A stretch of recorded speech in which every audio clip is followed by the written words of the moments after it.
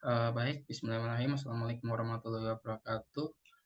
Selamat sejahtera untuk kita semua. Pada kesempatan kali ini saya akan membawakan materi perkuliahan dari mata kuliah pengelolaan limbah peternakan. Uh, Hari ini kita masuk ke pertemuan ke-12. Saya share screen. Oke.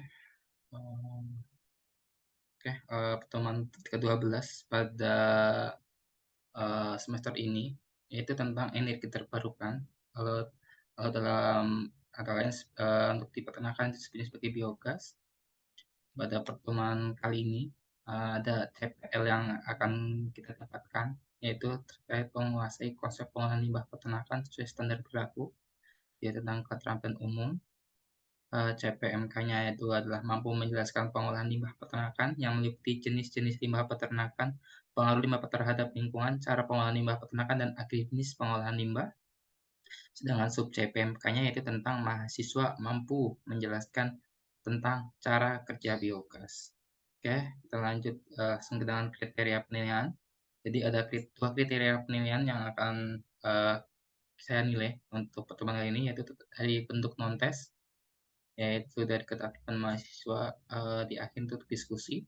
Terus juga ada bentuk penugasan yang nanti akan saya berikan di akhir perkuliahan. Langsung saja kita masuk ke pendahuluan. Seperti di gambar sudah terlihat ada beberapa moda transportasi, ada ternak juga, ada hutan juga. Jadi apa sih yang mendasari kita harus belajar tentang energi terbarukan, atau di sini kita bahas tentang biogas, bahwa 24,1% gas rumah kaca berasal dari C4. Apa sih gas rumah kaca? Gas rumah kaca adalah gas dari buangan alat transportasi. Terus CH4 itu ya metan dari peternakan, ada dari hutan juga mengeluarkan CH4.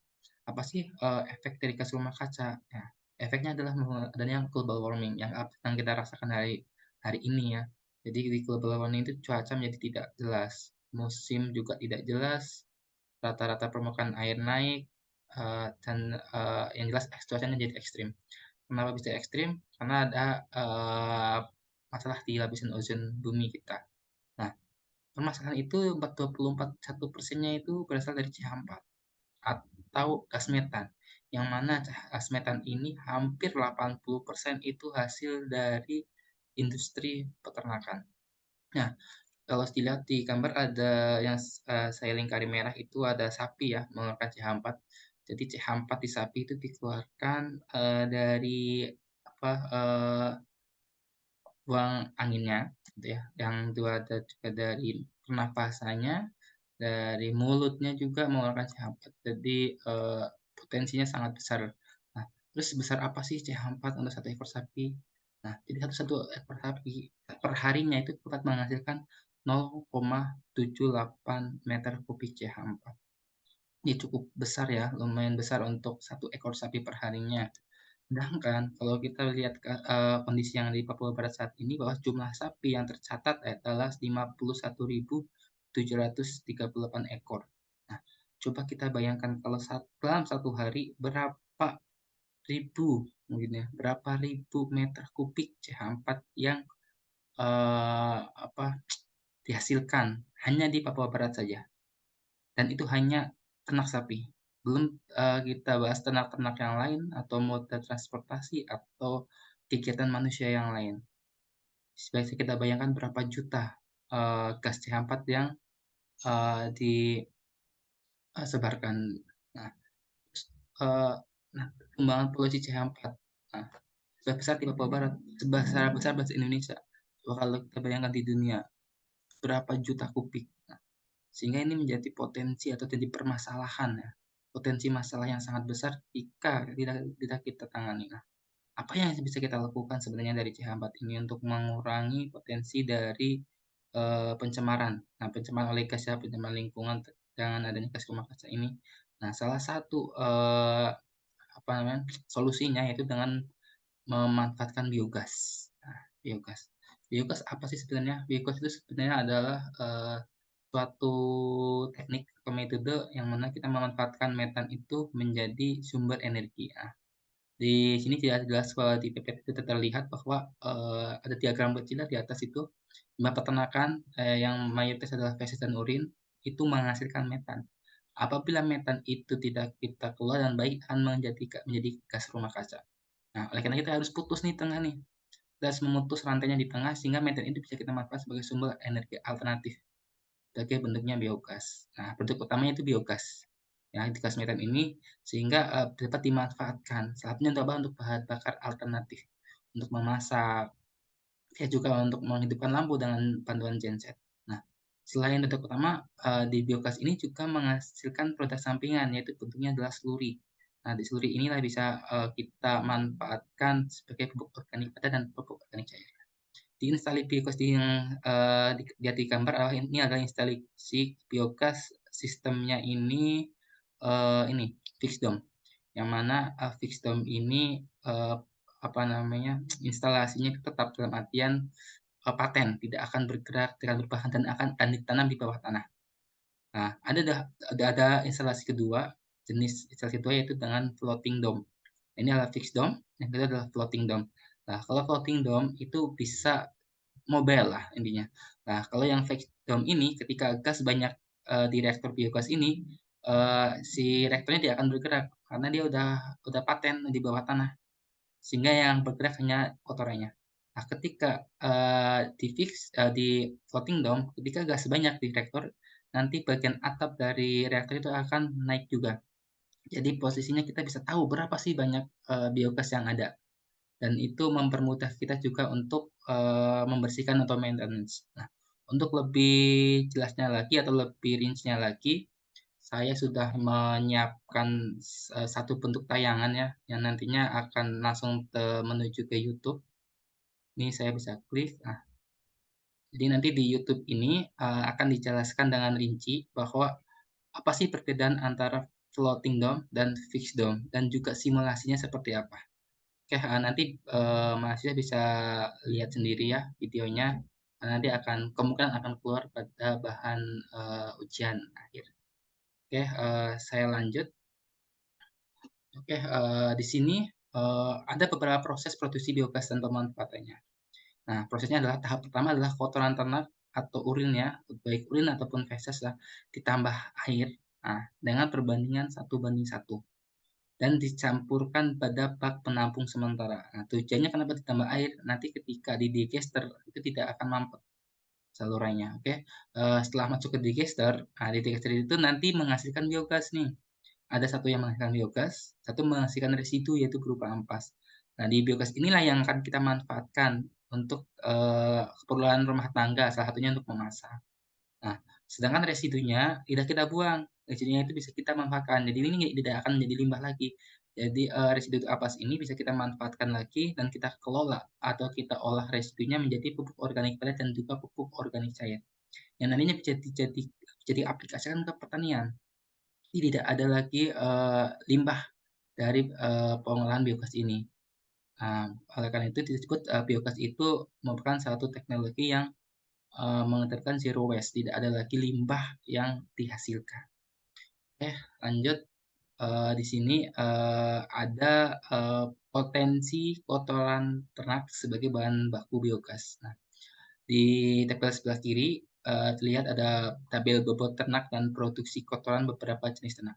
Jadi setiap ternak dia mempunyai uh, produksi kotorannya berbeda-beda ya, tergantung dari besar ternaknya, jenis ternaknya, dan juga kemampuan metabolisme ternaknya. Dilihat ada 6 jenis ternak yang umumnya dipelihara di Indonesia ya, mungkin secara umum ada sapi potong, sapi perah, ayam pelur, ayam daging, lebih dewasa, dan domba. Di antara 6 jenis ternak ini yang memiliki produksi kotoran harian paling tinggi itu sapi perah, sekitar kurang lebih 50 kg per hari per ekor. Per ekor dengan asumsi 640 kg ya bobotnya.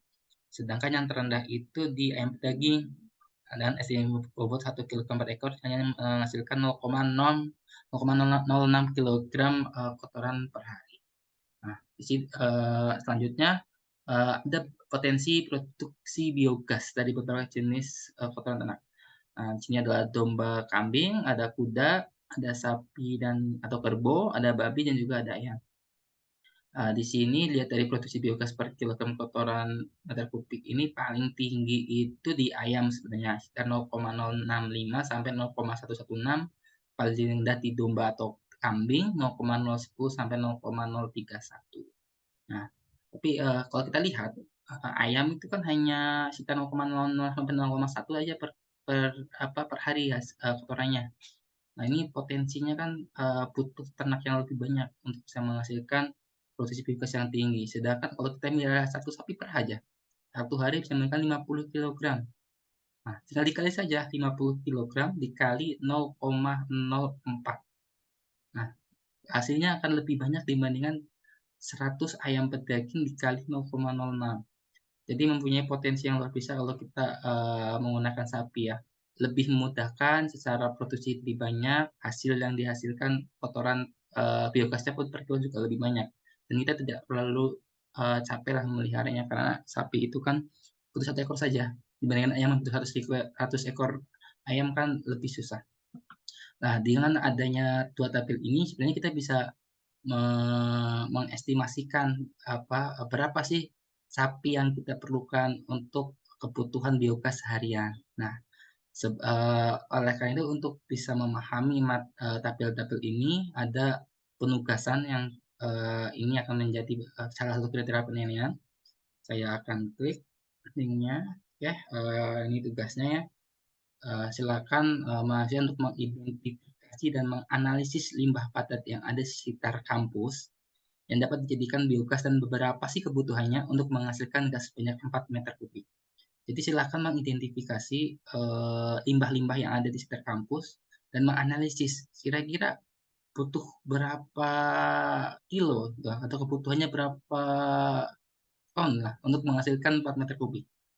Nah, apapun itu, limbah, semuanya limbah untuk mengalihkan 4 meter kubik, misal contoh, ada kotoran sapi, ya tinggal dihitung aja. Salah satu ekor sapi menghasilkan berapa, kilogram kotoran, terus dikalikan dengan produksi biogas per kilogram kotorannya, nah berapa berapa yang dibutuhkan ekor sapinya untuk menghasilkan 4 meter kubik. Nah, silakan, dikerjakan dan tugas dikirim ke email, tertera di PPT yang dengan paling lambat tanggal 30 November tahun 2022 ya. Jadi ke 10 November depan jam 12, jam 00 itu ya, 23.59 lah tepatnya dalam format PDF. Oke, kita lanjutkan. Ini Oke, di sini ada apa namanya komposisi gas dalam biogas ya. Jadi di dalam biogas itu nggak hanya ada metan, jadi ada empat gas, selain metan 4 gas secara ketotalan, ada 3 gas selain metan, yaitu ada karbon dioksida, ada hidrogen, dan juga ada hidrogen sulfida. Nah, dengan volume yang berbeda, metan itu sekitar 40-70%, karbon dioksida atau CO2 sekitar 30-60%, hidrogen 20-40%, dan hidrogen sulfida 0-3%. Jadi beda-beda presentasinya apa namanya dalam biogas itu. Nah, terus kenapa kalau tiga nih kalau empat-empatnya ini masuk ke instalasi biogas, apakah semuanya akan terbakar? Nah, masalahnya yang akan jadi gas utama kita adalah gas metan saja. Yang 3 ini, karbon dioksida, hidrogen, dan hidrogen sulfida ini, nah sebenarnya kan jadi masalah kalau misal sampai ke saluran dari kompornya. Nah, jadi gas 3 ini adalah gas yang dapat merusak instalasi. Jadi kita perlu melakukan filter. Jadi kalau kita harus memfilter 3 gas ini, sehingga gas yang masuk ke saluran instalasinya itu hanya metan saja. Gitu ya. Oke. Untuk lebih rincinya sebenarnya nanti masih bisa lihat ya, apa namanya, bukan fungsinya ya, kenapa sih karbon dioksida, hidrogen, dan sulfida harus hilangkan untuk kita filter. Nah, silakan Mahasiswa bisa klik nih di bawah ini. Nah, ini PowerPoint yang akan saya share. Ini bisa diklik di bawah ini. Ini link juga. Kita klik. Nanti akan langsung masuk ke di sini. Akan masuk ke jurnal. Nah, jurnal yang saya citasi untuk membuat materi ini. Jadi nanti di jurnal itu, Masnya bisa lihat ya, lengkapnya, pembahasan lebih rincinya, hasil penelitiannya dan lain sebagainya bisa dilihat di link tersebut, di jurnal artikel tersebut secara online ya. Oke, oke kembali ke PPT. Setelah itu oke, eee, setelah itu ada, perbandingan. Nah, perbandingan, eee, apa ya, potensi ya, potensi biogas untuk bisa menggantikan bahan bakar lainnya. Nah, di sini, dilihat bahwa, menurut Wahyuni tahun 2008, 1 meter kubik biogas itu dapat menggantikan LPG sebanyak 0,46 kilo, minyak tanah sebesar 0,62 liter, solar sekitar 0,52 liter, bensin 0,8 liter, gas kota 1,5 meter kubik, kayu bakar 3,5 kilogram. Nah, dilihat dari perbandingan ini kan, sangat terlihat ya, apa potensinya. Nah, kalau bila kita menggunakan LPG, minyak tanah, solar, bensin, itu jelas kan bahan bakar yang berasal dari fosil. Nah, semakin ke sini semakin mahal dan juga semakin langka.